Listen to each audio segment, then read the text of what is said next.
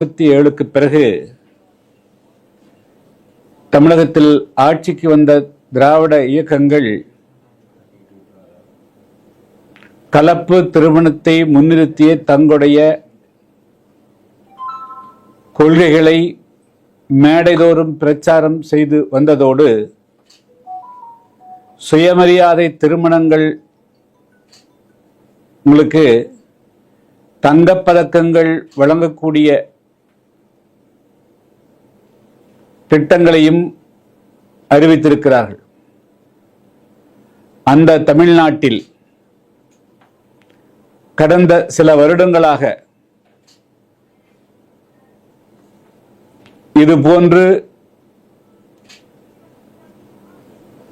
சாதி மாறி திருமணம் செய்து கொள்ளக்கூடிய இளைஞர்கள் மற்றும் பெண்களை அவருடைய குடும்பத்தார் மற்றும் கூலிப்படையினருடைய துணையோடு கொலை செய்யக்கூடிய ஒரு மோசமான போக்குகள் அதிகரித்து வருவது சர்வதேச அளவில் தமிழ்நாட்டுக்கு ஒரு தலைகுனிவை ஏற்படுத்தக்கூடிய செயலாகும். எனவே இந்த செயலை கண்டிக்கக்கூடிய வகையிலும் மாநில அரசும் அதேபோல மத்திய அரசும் இந்த கௌரவ கொலைகளை தடுத்து நிறுத்துவதற்கும் அதையும் மீறி அந்த குற்றங்களில் ஈடுபடக்கூடியவர்களை கடுமையாக தண்டிக்கக்கூடிய வகையிலேயும் உடனடியாக சட்டம் இயற்ற வேண்டும் என வலியுறுத்தி புதிய தமிழகம் கட்சியின் சார்பாக தமிழ்நாடு எங்கும் போராட்டம் நடத்தவிருக்கிறோம். அதனுடைய துவக்கமாக வருகிற 17ஆம் தேதி அன்று திருச்சியில் காலை 11 மணி அளவிலே எனது தலைமையில் ஆர்ப்பாட்டம் நடைபெற இருக்கிறது. அதைத் தொடர்ந்து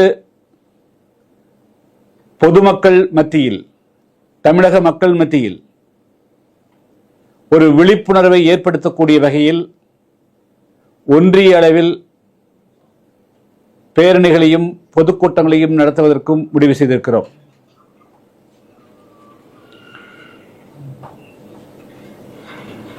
தென் தமிழகத்தில்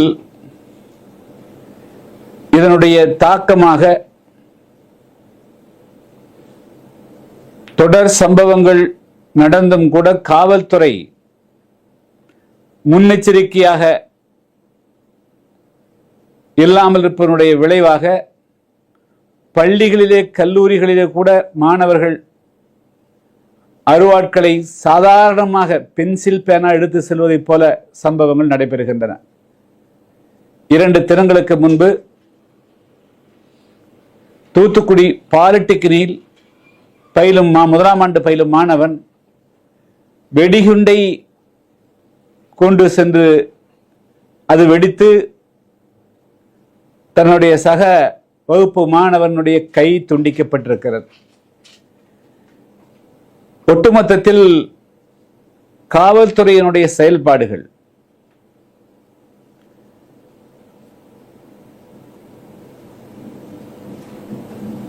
இதையெல்லாம் தடுத்து நிறுத்துவதற்கு உண்டான ஒரு திட்டத்தோடு இல்லாமல் வெறுமனே ஒரு வழக்கு பதிவு செய்வது, அவர்களை நீதிமன்றத்துக்கு அனுப்புவது என்ற இயந்திரத்தனமாக செயல்படுகின்ற காரணத்தினால்தான் ஒட்டுமொத்தத்தில் தமிழகத்தில் இந்த கௌரவ கொலைகளும் நடைபெறுகின்றன. பள்ளி கல்லூரிகளிலும் மாணவர்கள் வன்முறையை கையெடுக்கக்கூடிய ஒரு மோசமான சூழல்களும் உருவாகின்றன. எங்கோ ஒரு மிகப்பெரிய இடைவெளி இருப்பது தெரிய வருகிறது. காவல்துறையை கையாளக்கூடியவர்களுக்கும் காவல்துறைக்கும், அதாவது உத்தரவிடக்கூடியவர்களுக்கும் அதை நிறைவேற்றக்கூடியவர்களுக்கும் ஒரு மிகப்பெரிய இடைவெளி இருப்பதுதான் இதுபோன்ற வன்முறைகள் தொடர்ந்து தமிழகத்தில் அண்மை காலமாக எண்ணற்ற வன்முறைகள், அது 1, 2 என்று சொல்ல முடியாததற்கு கொலைகள், சாதாரணமாக கொலைகள் நடைபெறுகின்ற ஒரு சூழ்நிலை உருவாகியிருக்கிறது. இது அரசு 2026 சட்டமன்ற தேர்தலுக்கு முன்பாக விழித்துக் கொள்ளுமா இல்லையா என்பது தெரியவில்லை. இல்லை என்று சொன்னால் அதனுடைய தாக்கம் மிகப்பெரிய அளவுக்கு இந்த அரசுக்கு பாதிப்பை உண்டாக்கும் என்பதில் எந்த மாற்றமும் கிடையாது. அதே போன்று இப்பொழுது மாநகராட்சிகள், நகராட்சிகளில் வரி வசூலிப்பது, அதே போல வணிக வளாகங்களை ஏலத்துக்கு இடுவதில் பல்வேறு முறைகேடுகள் நடைபெற்று வருகின்றன. மதுரை மாநகராட்சியில் வரி வசூலிப்பதில் மிகப்பெரிய முறைகேடு நடந்திருப்பது கண்டுபிடிக்கப்பட்டு இப்பொழுது மேயருடைய கணவரே கைது செய்யப்பட்டிருக்கிறார். பல மாமன்ற உறுப்பினர்களும் சம்பந்தப்பட்டிருக்கிறார்கள்.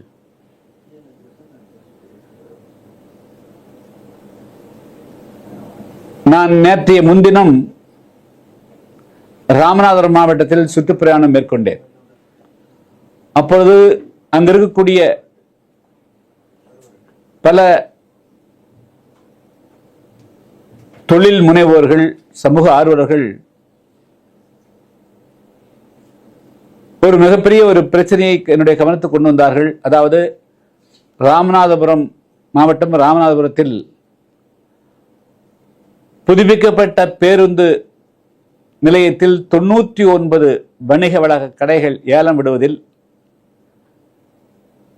மிகப்பெரிய அளவுக்கு மோசடியும் முறைகேடும் நடந்திருக்கிறது. அந்த நகரமன்ற தலைவருடைய மனைவியுடைய பெயரில், அதே போல நகரமன்ற உறுப்பினர்களுடைய, ஆணாக இருந்தால் அவருடைய மனைவிமார்கள், பெண்ணாக இருந்தால் அவருடைய கணவன்மார்கள் பெயரிலேயே பெரும்பாலான கடைகள் சட்டவிரோதமாக அவர்களுக்கு ஒதுக்கப்பட்டிருக்கிறது. ஒரு மாமன்ற உறுப்பினர் தன்னுடைய பெயரிலோ அல்லது உற்றார் ஒரு பெயரிலோ இதுபோன்று நகராட்சியினுடைய ஏலம் எடுப்பது, அதே போல ஒப்பந்தங்கள் எடுப்பது கூடாது என்பது தடை செய்யப்பட்டது. ஆனால் இதையெல்லாம் மீறி அங்கு நடைபெற்றிருக்கிறது. அந்த பகுதியில் ராமநாதபுரம் சட்டமன்ற உறுப்பினர் முத்துராமலிங்கம் இதில் நேரடியாக தலையிட்டு அவருடைய சொந்தக்காரர்களுக்கே 99 கடைகளில் ஏறக்குறைய 30-40க்கு மேற்பட்ட கடைகளை அவர் அவர் சொந்தக்காரர்களுக்கு எடுத்து கொடுத்திருக்கிறார். எல்லாமே திமுக மற்றும் ஆளுங்கட்சியினுடைய அல்லது தோழமையாக இருக்கக்கூடிய கட்சிகளுடைய பிரதிநிதிகளுக்கு மட்டுமே அவைகள் எடுத்து வழங்கப்பட்டிருக்கிறது. அந்த டெண்டருக்கு அறிவிக்கப்பட்ட முதல் நாள் மட்டுமே வேண்டிய இடத்துல டெண்டர் தொகையை பெற்றுக்கொண்டு அடுத்த 6 நாட்களும் நகரமன்ற கமிஷனர் அவருடைய இருக்கையிலேயே இருக்க விடாத அளவுக்கு அவர் தடுக்கப்பட்டிருக்கிறார். வேறு 6 இடத்துலையும் வாங்கலை. இது குறித்து எப்படி மதுரை மாநகராட்சியில் வரி விதிப்பிலிருந்து பலரும் சம்பந்தப்பட்டு இப்போ நடவடிக்கை எடுக்கப்பட்டிருக்கிறதோ அதே போல ராமநாதபுரம் நகராட்சி புது பேருந்து நிலையத்தில் முறைகேடாக ஒதுக்கப்பட்டிருக்கூடிய வணிக வளாக கடைகள் ஒதுக்கீட்டை முழுமையாக ரத்து செய்ய வேண்டும் என்று நான் மாவட்ட ஆட்சியரை சந்தித்து நேற்று மனுவும் கொடுத்திருக்கிறேன். தமிழக உள்ளாட்சித்துறை அமைச்சர் முழுமையாக இதில் தலையிட்டு நடவடிக்கை எடுக்க வேண்டும். இல்லை என்று சொன்னால் நாங்கள் நீதிமன்றமும் செல்வோம், அதே போல மக்களை திரட்டியும் போராட்டம் நடத்துவோம். நேற்றைய தினம் நான் மதுரை மாவட்டம் சோழவந்தான் பகுதியில் சுற்றுப்பிரயாணம் மேற்கொண்டேன். இன்றும் வாடிப்பட்டி பகுதியில் சுற்றுப்பிரயாணம் செலவிருக்கிறேன். புதிய தமிழகம் கட்சியினுடைய 7வது மாநில மாநாடு மதுரையில் டிசம்பர் 15 ஜனவரிக்குள்ளாக ஜனவரி முதல் வாரத்தில் நடைபெற இருக்கிறது. இந்த கிராமங்களுக்கு செல்கின்ற பொழுது பல்வேறு சிறு சிறு கிராமங்களுக்கு தான் நான் அதிகமாக சென்றேன். எங்கெல்லாம் தேவேதோட மக்கள் மற்றும் ஏழை எளிய மக்கள், பட்டியலின மக்கள் வாழ்கிறார்களோ அவர்களுக்கு அடிப்படை வசதிகளை கூட செய்தரவில்லை. உள்ளாட்சியுடைய செயல்பாடுகள் என்ன, சட்டமன்ற உறுப்பினருடைய நிதி எங்கே போச்சு, நாடாளுமன்ற உறுப்பினர் நிதி எங்கே போச்சுன்னு தெரியல. மிக மிக பேத்தட்டிக்காக கண்டிஷன் இருக்குது. அதாவது அவர்கள் ஒரு மழை பெய்தாலே சேர்த்து சகதிக்குள்ள தான் வாழ வேண்டிய நிலையில் வச்சுக்கிறாங்க. ஒரு பகுதிக்குள்ளே போனாங்க, அந்த பகுதிக்குள்ளே தெருவிளக்கே கிடையாது, வடிகால் வசதியே இல்லை. ஸோ இதுபோல் எல்லா பகுதியிலும் இருக்குது. அதே போல் பல 30-40 வருடங்களாக வாழ்ந்து கொண்டிருக்கூடிய மக்களுக்கு அந்த பகுதியில் குடியிருப்புகளுக்கு பட்டா கூட கொடுக்கல. ஆனால் கேட்டால் லட்சக்கணக்கான பட்டா கொடுத்ததாக இந்த அரசு சொல்லுகிறார்கள். என்ன நடந்து கொண்டிருக்கிறது சோழவந்தான் சட்டமன்ற தொகுதி அல்லது மதுரை மாவட்டத்தினுடைய கிராமங்களில்? இன்னும் இன்று 10-12 கிராமங்கள் செல்லவிருக்கிறேன். ரொம்ப மோசமான நிலைமைகளை பார்க்குற அரசு ஏதோ சாதனைகளை செய்தாக சொல்கிறாங்க. ஆனால் அதுக்குண்டான நிலைமை அங்கே இல்லை. மேலும் அங்கே இருக்கக்கூடிய விவசாய தொழிலாளர்களுக்கெல்லாம் வெறும் குறைவாக 200 ரூபாய்க்கும் குறைவாக தான் சம்பளமே கொடுக்கக்கூடிய நிலையெல்லாம் பார்க்கிறோம். வேற கேள்வி?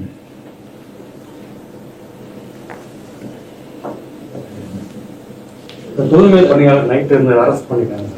சரி, அது ஒரு வருத்தமளிக்கக்கூடிய செய்திங்க. இதே தூய்மை பணியாளர்களுக்கு கொரோனா காலகட்டத்தில் திமுகவினுடைய கட்சி பிரமுகர்கள், அப்பொழுது எடப்பாடி பழனிசாமி அவர்கள் முதலமைச்சராக இருந்தார். அந்த நேரத்தில் தூய்மை பணியாளர்களை தலையிலே தூக்கி வைத்து கொண்டாடுவது போல அவர்களுக்கெல்லாம் போய் இவங்க தான் எல்லாமே பண்ணாங்க. ஆனால் இன்னைக்கு ஆட்சிக்கு வந்த பிறகு அவருடைய பிரச்சனை தான் என்ன என்று காது கொடுத்து கேட்பதற்கு இந்த அரசுக்கு என்ன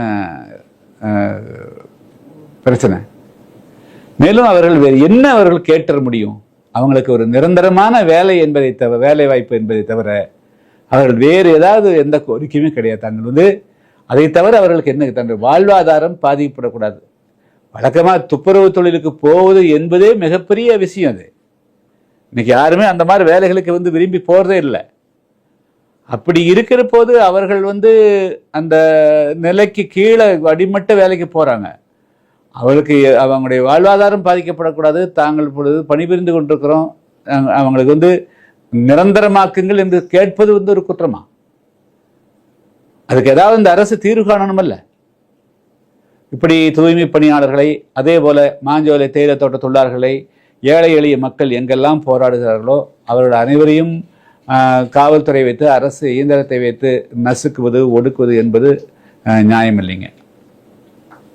வர தேர்தலில் உங்களோட கட்சி சார்பாக ஜென்ரலா எலெக்ஷன் எப்படி இருக்கும்? தமிழ்நாடோட மக்களோட இது ஜட்ஜ்மெண்ட் எந்த மாதிரியானது இருக்கும்?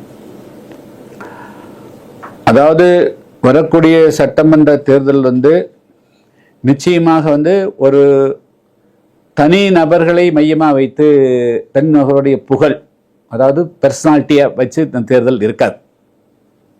எந்த ஒரு தனி நபருடைய செல்வாக்குகள் இந்த தேர்தலில் இவருக்கு நான் ஓட்டு போடுறேன் அல்லது இவர் தான் அப்படிங்கிற நிலை இருக்காது. மாறாக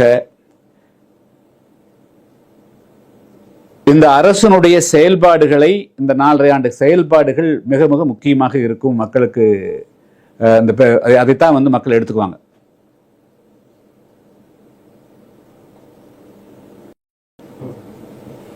எனவே அரசனுடைய செயல்பாட்டை பொறுத்து அதை ஆய்வு செய்து அதை கணித்துத்தான் மக்களுடைய முடிவுகள் அமையும். அதுல செயல்பாடுன்னு வர்ற போது ஒன்று சட்டம் ஒழுங்கு முதல் நம்பர் 1 இருக்கும்.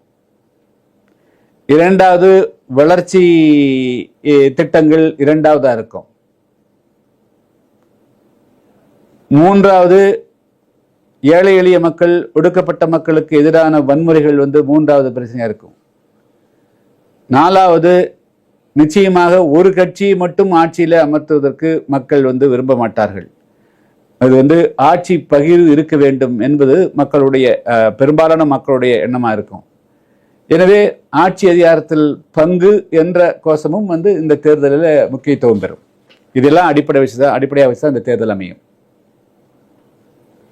தேர்தல் நேரத்துல அவங்க உங்களுடன் ஸ்டாலின், மக்களுடன் நாங்க அப்படின்னு சொல்லிட்டு நிறைய திட்டங்கள் கொண்டு வராங்க. இதோட பிரதிபலிப்பு பலன் யாருக்கு இருக்கும்? இது இந்த திட்டங்களோட இப்ப தேர்தல் முடிய நேரத்தில் இது அறிவிக்கிறதே இது ஒரு ஆட்சியினுடைய பதட்டத்தை காட்டுகிறது.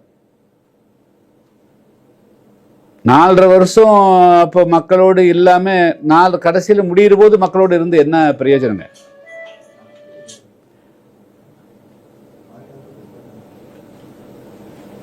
இத மக்கள் தங்களுக்கு ஒரு வாய்ப்பு மாதிரி எடுத்துக்குவாங்களா, இல்ல இத மக்களுக்கு இத திணிக்கிறாங்க, நம்ம கிட்ட ஒரு ஓட்டுக்காக நம்ம கிட்ட இதை கொண்டு வராங்க அப்படின்ற மாதிரி எடுத்துக்குவாங்க? அரசுக்கும் மக்களுக்கும் தொடர்பே இல்லாம போச்சுங்க, துண்டிச்சுங்க. மக்கள் எங்கேயோ இருக்கிறாங்க, ஆட்சியாளர்கள் ரொம்ப தூரத்தில் இருக்கிறாங்க. இது வெறும் விளம்பரம் மட்டும்தான், போட்டோ ஷூட் மட்டும்தான் வருதே தவிர இந்த அரசனுடைய அந்த அரசு ஒன்று இருப்பதாகவே மக்களுக்கு வந்து அந்த உணர்வு அளவுக்கு எந்த திட்டங்களுமே இல்லை. இது வந்து தோல்வி எடுத்த இதாகுமா? அவங்களுக்கு வந்து தோல்வியை ஏற்படுத்துன்ற ஒரு பயத்துல அந்த திட்டங்கள்லாம் கொண்டு போறாங்களா? அதனால ஏதாவது கடைசி முயற்சியா ஏதாவது வந்து செய்து பார்க்கலாம் அப்படின்னு ஒரு முயற்சி செய்யறதாகத்தான் நான் கருதுறேன். கூட்டணி பற்றி எப்படி சார் இருக்கும் உங்களோட? மக்கள் ஜென்ரலா வந்து எந்தெந்த கட்சி எப்படி எப்படி நாங்க எங்க கட்சியில நிறைய பேர் கூட்டணிக்கு வருவாங்க, எங்க கட்சியில நிறைய பேர் கூட்டணிக்கு வருவாங்கன்னு எல்லாரும் சொல்றாங்க, 2 திராவிட கட்சிகளும். இது வந்து உங்களோட இதுல வந்து எப்படி இருக்கும் கண்ணோட்டம்? 2025 டிசம்பர் வரையிலும் எந்த இப்போ இருக்கிற ஆளுங்கட்சியோட இருக்கிற கூட்டணி அது தொடரும் என்பதற்கு உண்டான எந்த உத்தரவாதம் இல்லை. வேறு எந்த கூட்டணியும் எப்படி இருக்கும் என்பதற்கு உண்டான எதுவுமே உத்தரவாதம் கிடையாதுங்க. முடிஞ்ச அளவுக்கு எரியிற வீட்டில் பிடுங்கிறது மிச்சம் அப்படிங்கிற அளவுக்கு பல பேர் வந்து சில கட்சி ஒட்டிட்டு இருக்கிற மாதிரி தெரியுது. 2026 ஜனவரி ஆரம்பிச்சதுன்னா ஒவ்வொருத்தருடைய உண்மையான சொரூபங்கள் வெளியே தெரியும். அப்போ தான் வந்து யார் யாரோடு இருக்கிறார்கள், எதற்காக இருக்கிறார்கள் அப்படிங்கிறது தான் தெரியும். இப்போ திமுக இருக்கிற கூட்டணி எல்லாம் உண்மையா திமுகவோட நேசத்துல இல்லை. அவர்களை பிளாக்மெயில் செய்து சில அமைப்புகள் எல்லாம் அவங்கள பயன்படுத்துறாங்க, அவ்வளவுதான். அதோட முதலமைச்சர் ஸ்டாலின் அவர்கள் ஏன் வந்து கள நிலவரத்தை வந்து தெரிந்து கொள்வதற்கு ஒரு முயற்சியும் எடுக்காம இருக்கிறார் அப்படிங்கிறது தான் வியப்பா இருக்கு. அவர்களை வந்து கூட இருக்கிறவங்க நல்லா ஏமாற்றுவதை போலவே எனக்கு தோணுதுங்க. அவருக்கு உண்மை நிலவரங்களையே யாருமே சொல்ற மாதிரி தெரியல.